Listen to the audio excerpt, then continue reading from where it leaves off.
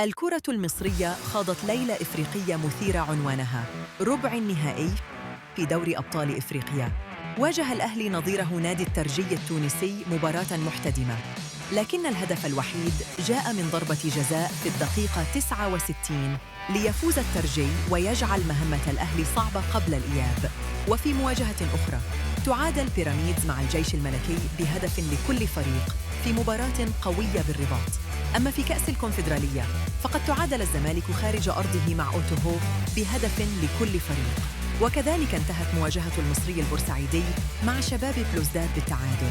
حصيلة الأندية المصرية في ذهاب ربع النهائي 3 تعادلات وخسارة واحدة للأهلي، ولكن الحسم الحقيقي سيكون في مباريات الإياب.